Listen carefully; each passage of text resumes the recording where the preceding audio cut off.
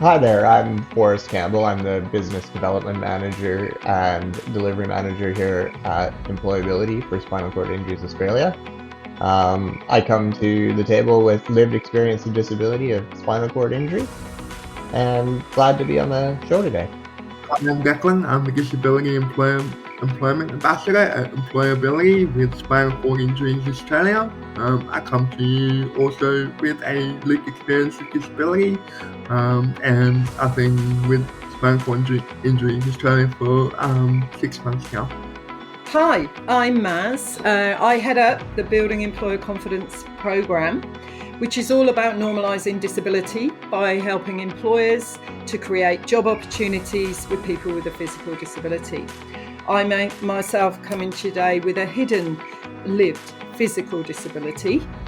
So there's another perspective right there. So I'm really happy to be on the programme today.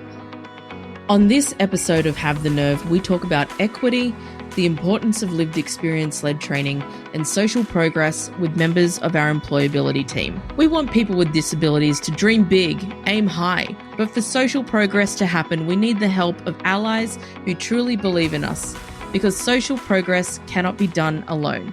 It's really important to have people with physical disabilities in the workplace, and there's so many barriers facing people with disabilities, from recruitment to retention to just getting your resume in, but also the kind of inclusion and HR practices that are going on in the everyday workforce, particularly in the mainstream workforce. It's really important for me as a person with lived experience to see that there are equal representation within the community. When I was growing up, I didn't really engage with a lot of people with disability. I didn't really know that many people, and I certainly didn't see anyone like me within areas of life that I wanted to see them in. Didn't know what I wanted to be growing up, but especially now I'm training to be a lawyer, and so it'd be really nice to see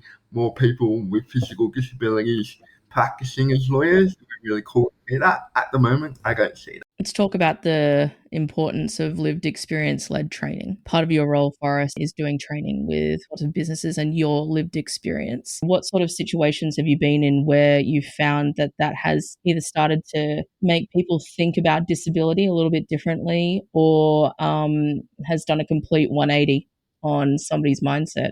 Look, the importance of having people with lived experience delivering training workshops like I do is super important. One of the main reasons I think would be, why have somebody who doesn't have that experience training people? It's so much more from real life experience going in and having somebody delivering training who doesn't have a disability. The meaningfulness of it isn't anywhere near as much as having somebody with lived experience of disability there. It makes it real. It doesn't make it so they're going to a training workshop where they're like, just another training workshop. Declan and I roll into the training room and people are like, oh, wheelchair. We put them out of their comfort zone. We put them in a wheelchair and make them roll around. It's great. It works really well. And I think within those training workshops, we work really hard to be able to create a really positive and comforting and non-judgmental place for people to speak. I think the mindset shifts sort of after we tell our own stories of lived disability to the people in the workshop. There was a workshop a while ago that I ran, and there's a lady who decided she wanted to share. I don't think she'd done that very much before, and she felt comfortable enough in front of all of her colleagues and in front of all of these people to give her lived experience of disability. I believe it was their daughter, maybe. Super meaningful, super open. That's the reason why you have people with lived experience. Because people with disabilities, whether it's hidden or not so hidden, I still feel quite afraid to even discuss their disability. But for people with hidden disabilities, it's even more of a challenge because you literally cannot see it, and maybe to a stage where some people don't even believe it's real. Maz, do you want to talk about a little bit about maybe the employer mindset that people have gone in with for specifically hidden disabilities, and how do people change that? Because I think that's probably might be one of the more difficult ones. Correct me if I'm wrong. Yeah. Because, yeah, absolutely. It's a really, really good question. And it's a question that we always ask organisations when we first go in. One of the things we do is tailor our workshops for the needs of the business. And with that, we always talk about hidden disabilities, because you probably find when we ask that question, how many people in your organisation have a disability? It's not that brilliant data, because people just won't come forward to say, oh, I've got chronic pain, or I've got chronic fatigue syndrome, things like that. I'm managing it, but I do need reasonable adjustment around days and hours in terms that for me to be able to do my job properly. Basically, I think it's a really massive question on the top of organisations' lists. How can they collect data, or how can they make an organisation more inclusive to open those conversations up to their staff without judgment, but purely for, if we know more about you, then we can support you.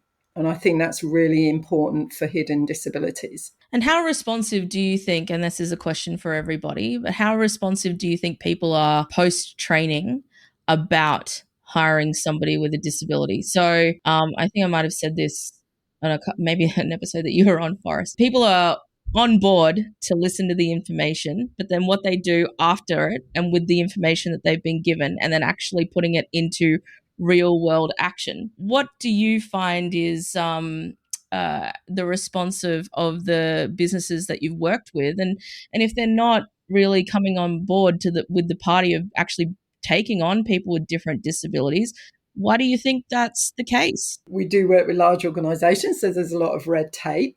We'll go in, typically we'll do the workshop. The feedback is absolutely amazing. Normally we'd follow up a couple of months later just to see, how's it going? And I really would love some feedback on what you've learned in the workshops and how you've put that into practice in your everyday roles. We don't get that real clear, yes, we're going to hire people with a disability and I'm putting that process in place right now. It's a bit of a slow burn, really. And I feel that it doesn't need to have to be such a slow burn, because once they've got all the facts and figures in front of them, and that actually ties in with the disability assessment, initial assessment that we go in and do. With that assessment, we've got the findings, and the recommendations after that is always education and the workshops. So with that, we've already sort of gone on a journey with them, if you like.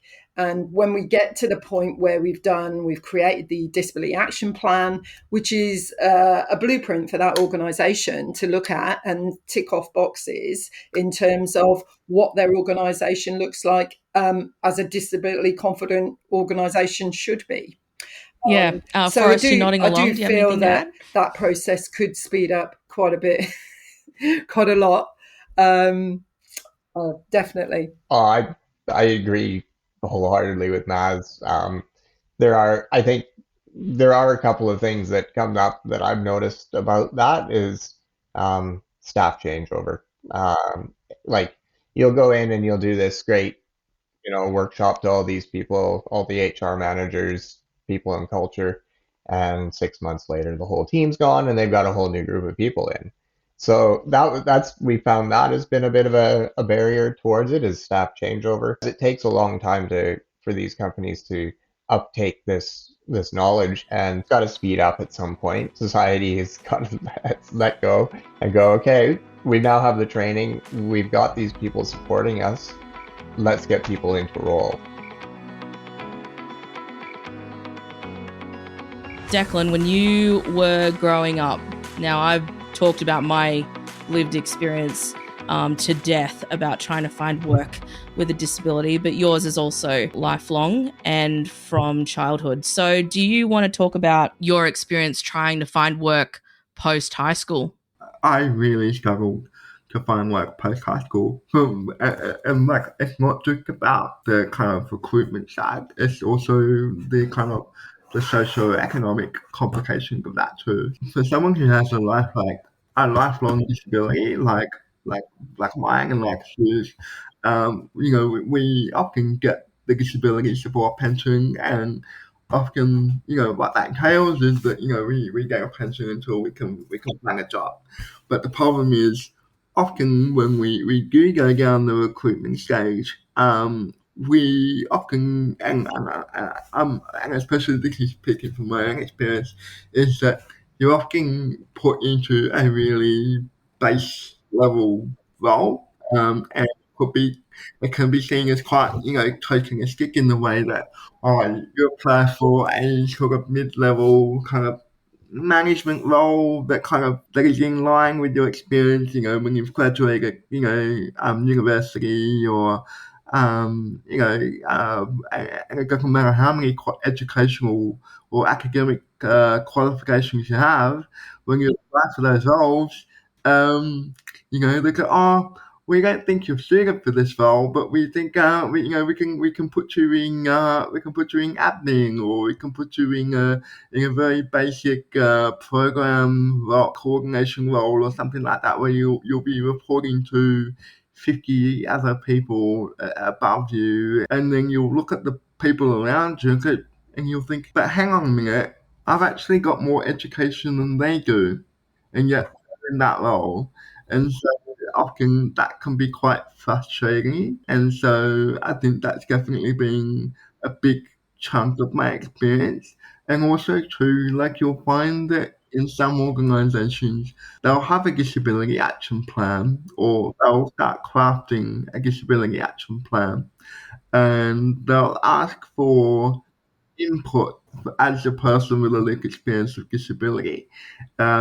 And sometimes that input doesn't necessarily mean, oh, we want to hear from you about your experience of how we can make our workplace more inclusive and more effective. It's really about sticking in your photo on the front page.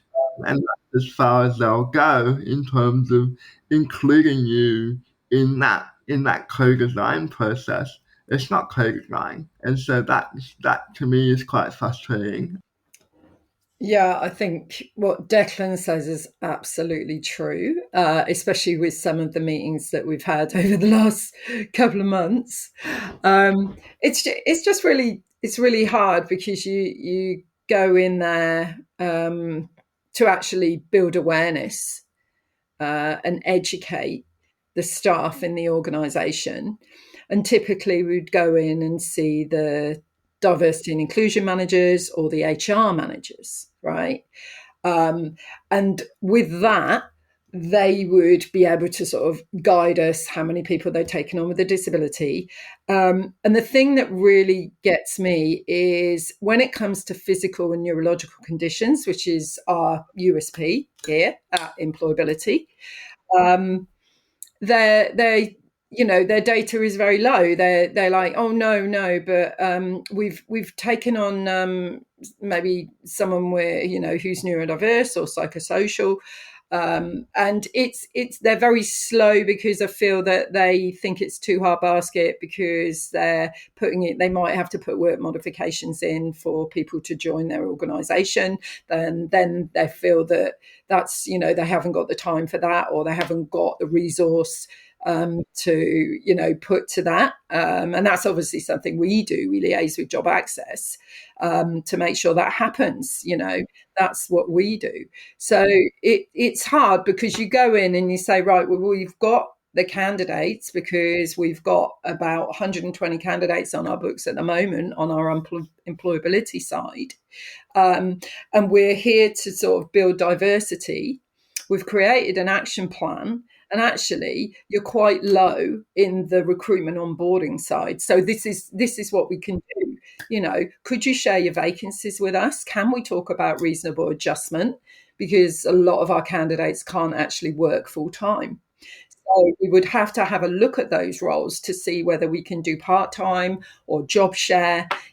So it's actually really hard changing the mindset of an organisation that's had the same mindset for years and years and years, is what I'm trying to say. I definitely agree. I think the old school mindset is still ingrained in a lot of industry out there.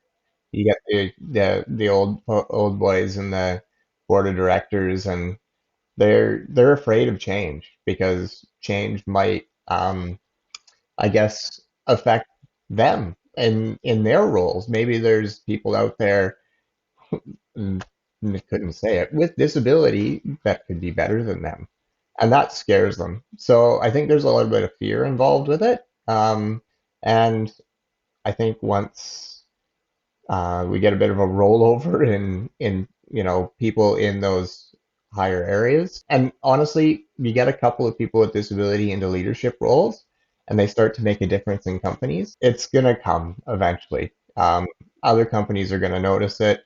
Um, it's kind of like a bell curve. You think of a bell curve that goes up and then comes down. You're gonna have the people that are gonna be the early adopters right at the beginning. You're going to have the people that are going to jump on the bandwagon at the top. And then there's the people at the bottom of the bell curve on the other side who are going to be, okay, everybody else is doing it. We got to do it now. So that's where I kind of feel it has to be, is we got to get more people on that bandwagon more quickly.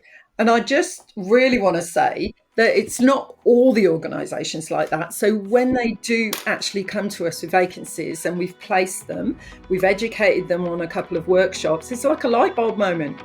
It's amazing. Something that you guys have all mentioned is a disability action plan. But maybe some people have no idea what a disability action plan is and what it involves and why it's so important. Now, I don't know which one to go to for this one, but who wants to talk about disability action plan? Sure. Yeah, I can talk about disability action plans and I guess the benefits of them for companies. The first step is going in and seeing them face to face within their working environment. So we start with something called a DISC, which is Disability Inclusion Status Check. And we, as people with disability in wheelchairs, go into their offices and actually roll around and look at the bathrooms and look at the kitchens and look at the eating areas, look at the office spaces, the workspaces, um, and literally go through it with fine tooth comb and go, okay, you need, roll under sink space in the kitchen. You need multiple levels of tables in the dining area so it can accommodate for, people in power chairs or people in manual chairs, and it's not hard to do. It's easy stuff like that. Looking at bathrooms and going, okay, you know, you've got bathrooms that are wheelchair accessible, but none of the doors are automated, so people can't get into them. Looking at, safety buttons in the bathrooms. Some people have them way up above the floor. The reason why those safety buttons are there is if somebody has a fall and ends up on the floor. So those buttons need to be placed in the right place, but it's about education that way too. So once we can have the full idea of the full picture of what their office workspace looks like, and we also spend time with them asking some pretty pointed questions. We've got a bunch of questions that we put to their HR and everything like that to be able to get as big a picture as we can on recruitment and everything else. And then we go back and we build a disability action plan.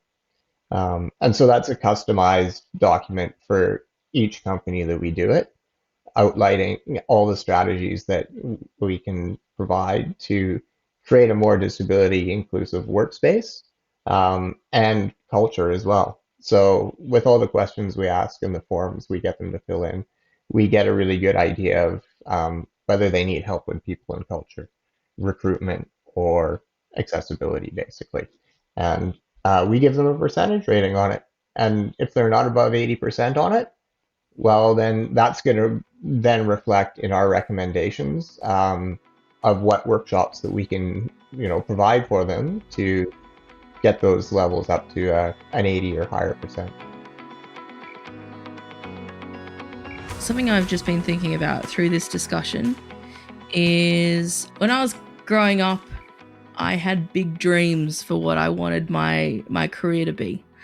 Big dreams. And I think I've started my career at 31, and it was super, super late compared to everybody else who's just, you feel like they're just kind of moving on without you, right? But you need people with disability to dream big, and you need them to be like, if they want to be a journalist, or if they want to be something bigger, if they want to be a politician, whatever it is, lawyer, whatever you want to do, you need people to dream big.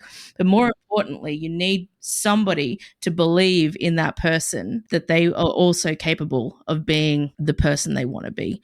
So I'm thinking about the decision makers. We're having this, I feel like we have these conversations over and over again. Like between the last time we talked Forrest on this podcast and now, we kind of have a very similar conversation about, um we've talked about discrimination, we've done all of that stuff, but now we need people to believe in the big dreamers, and we need people to believe in people that they want to make a difference.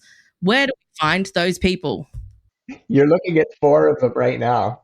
Because it wasn't until, for example, I studied to be a journalist, and all I wanted to be was a journalist. When you're, again, people have heard this story before, but when it's in the early 2000s, you don't have a podcast, you don't have the internet as prevalent as it is now. So you're struggling up against all these other people. And I specifically remember in my application to the ABC, I really honed down hard on my disability, because I knew that was going to get me the token to get into the recruitment round. But now, 13 years after I finished doing that certificate in journalism, I'm doing this now, which is a form of journalism. People want to do other things. They want to dream bigger. They want to do other things. Like, we need people to believe in us. I think for me, like, I really identify with what Susan has just said. Like, I'm 32 years old. I'm literally at the beginning of my career now. I've spent the last kind of 10 years in university studying a degree in criminology, and now finally about to finish my law degree. And it's taken me through a pandemic. It's taken me through a whole host of mental health issues, and not believing in myself to be able to do what I'm setting myself up to do. If you asked me a year ago, I'd be working here at Spinal Cord Injuries Australia, I'd be laughing at myself. I didn't believe that, I'd applied for so many roles, whether they're management, whether they're base level roles, and I would just get rejected from all of them. Yes, I have my parents and my partner and people who did have faith in me, people who did encourage me to keep going. But I think and this is what I'm taking away from what you've just said, Susan, is that there are very few people outside of this podcast who are really advocating for people with disability to have dreams, to dream big. And the people that we need to assist us with dreaming big are the people who are already working in the industries in which we want to be in. So, like, I'm assuming in Susan's case, it will be really helpful if we have like a top journalist for ABC to come out and publicly say to the media, "Oh, we need more journalists with disabilities in our organisation." But we're really helpful for people who lawyers and barristers and judges to come out and say, "Hey, we need." We need to diversify our workforce. It'd be really handy to have, someone to become outspoken about this more. I mean, I feel like, the government has held a lot of, and I'm going off script a little bit here, but the government is, they've held a lot of employment roundtables, especially over the last kind of 5-10 years, around how to boost the workforce on, to lower the statistics on, disability and employment. And, I mean, it really struck me when Gillan Olcott was in one of these roundtables, and he said, "Look, eventually we're coming up your jobs because we want to be in the captain's seat. We want to be in the driver's seat, and I'm thinking to myself, yeah, we do, but we also need people to help us get there.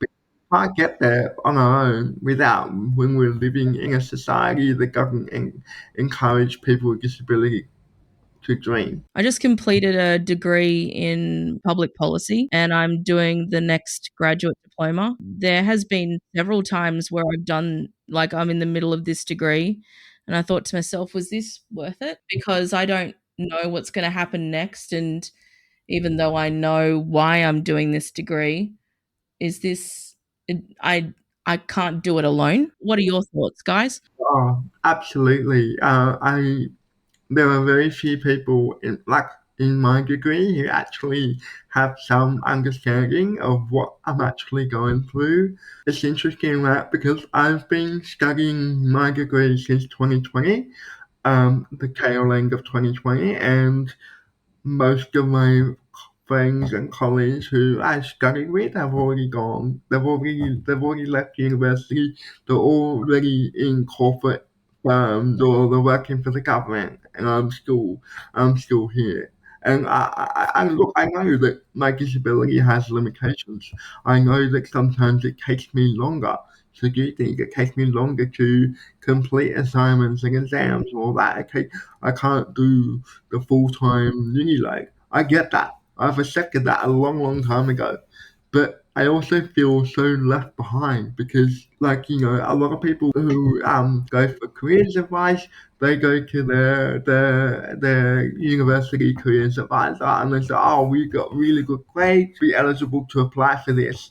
Where like, I feel like there's no real encouragement for students with disability to do the same. What people don't understand is that people with disability are often juggling so many other things at once. Just living with a disability, to me, is a full-time job, and we don't get enough recognition for that. I'd like to comment and just say I absolutely agree with everything that Declan has said and you as well, Suze.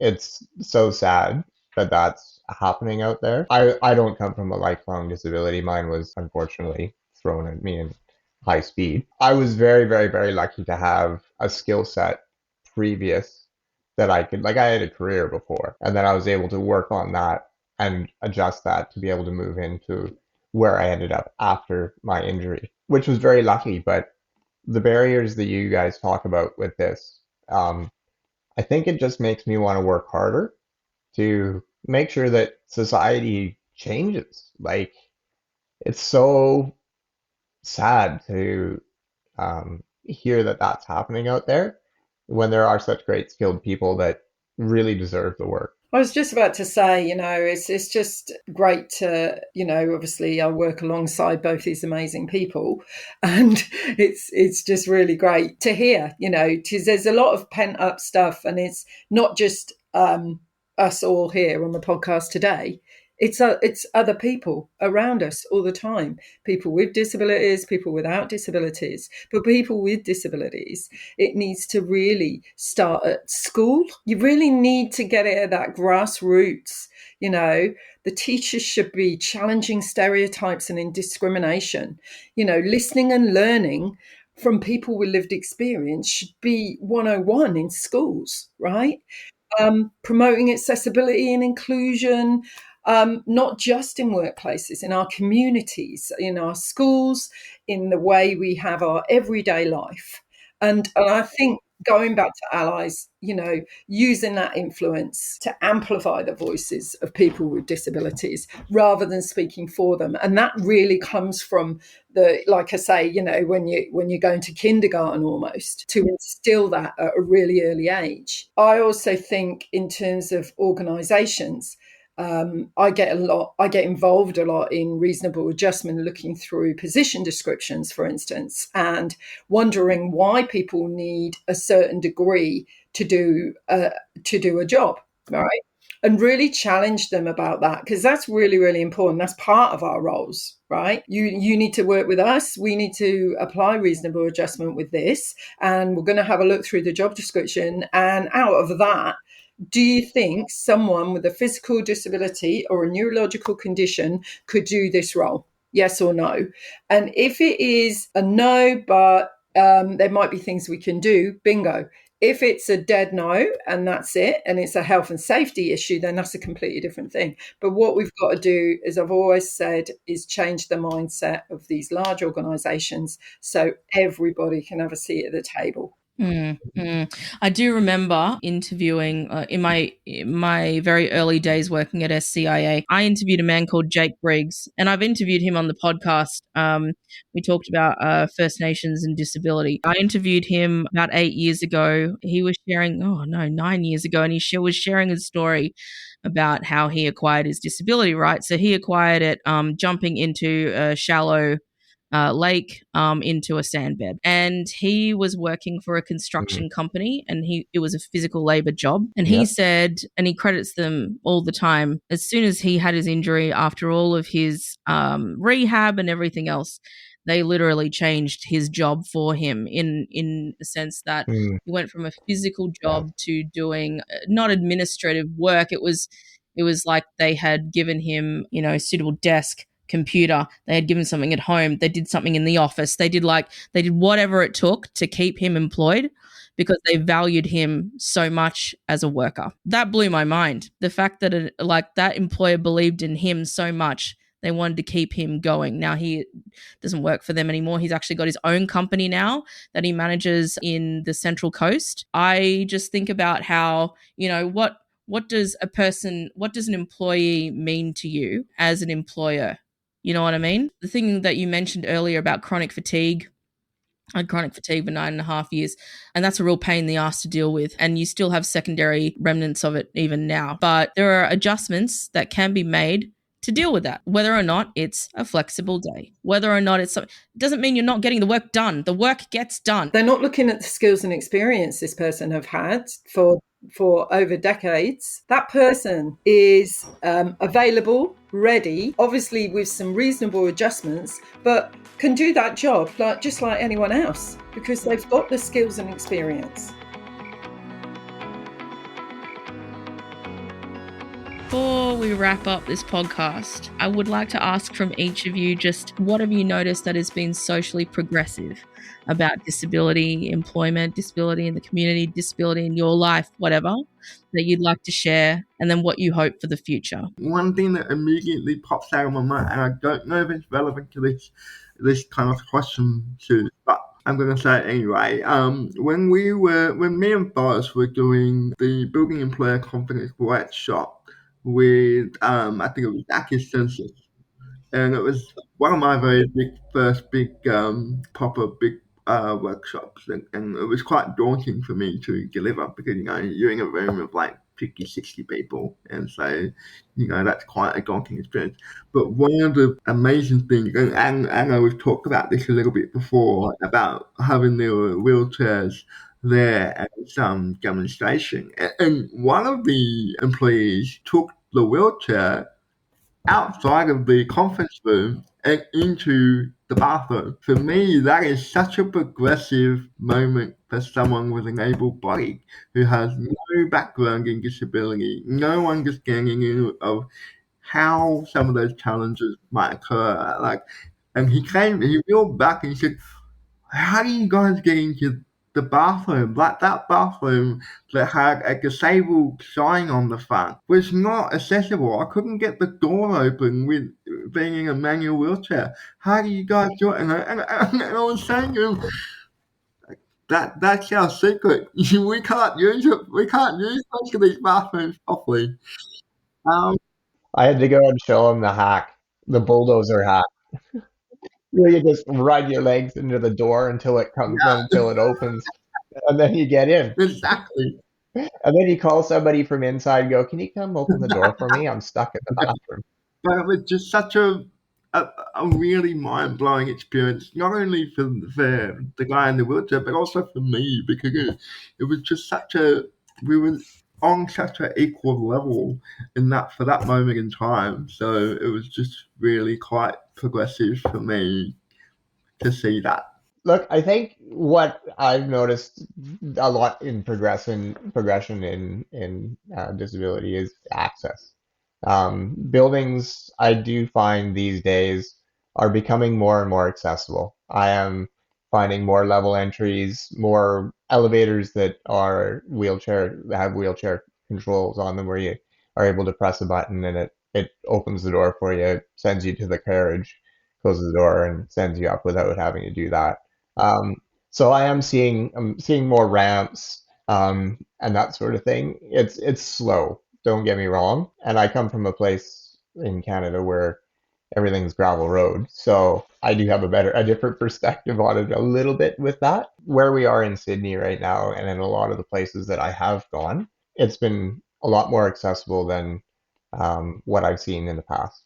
I mean, don't get me wrong, there's the bad places out there. And there are a lot of bathrooms that don't work, but it's getting better. Yeah, I've just been thinking about it, and I feel that there's been quite a progressive shift from organisations being charity, seeing disability employment as a good deed or doing something good in the world.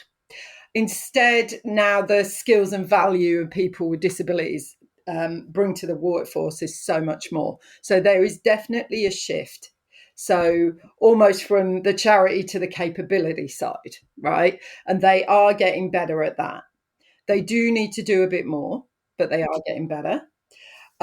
Also, with like the inclusive recruitment practices, that's just ongoing. But again, more and more the education around, accessible job ads, alternative interviews, techniques, reasonable adjustments that we've been talking throughout this podcast to ensure the fair opportunities for people with disability is getting better. But again, slow burn, but when they actually get it, it's fantastic. My hope for the future, and anyone listening to this at the moment, any organisations listening to this at the moment, is it's really important to have a look at that talent right out there that you're missing out on. And don't be afraid to put somebody with disability into a leadership position. A lot of places are extremely afraid to do that for absolutely no reason whatsoever. It brings around so many diverse, ideas. The leadership of having people with, and it helps with company policy, and making a welcome place for other people with disability to come work. If more people were open to the idea of people with disability in leadership roles, I think that would be a huge push towards having more progression. Guys, I want to thank you very much for coming on. This has been a really good chat, so thank you. You're welcome. Thank you. Thank you. You've been listening to Have the Nerve, a podcast by Spinal Cord Injuries Australia. This episode has been written, produced and edited by me, Susan Wood. If you like this podcast episode, please, please, please do us the favour of giving Have the Nerve 5 stars on your podcast platform of choice. If you're not able to, we'd really appreciate if you could just pass this on to one other person. Maybe perhaps a crush of yours, or maybe you can pass it on to a lot of people by putting it into your Hinge profile under things I'm interested in. I don't know, maybe you can try that. Is that how Hinge works? I've got no idea. Finally, don't forget to hit the subscribe button if you haven't already. Anything we've discussed in this episode will be in the show notes of the podcast. And once again, thank you very much for listening.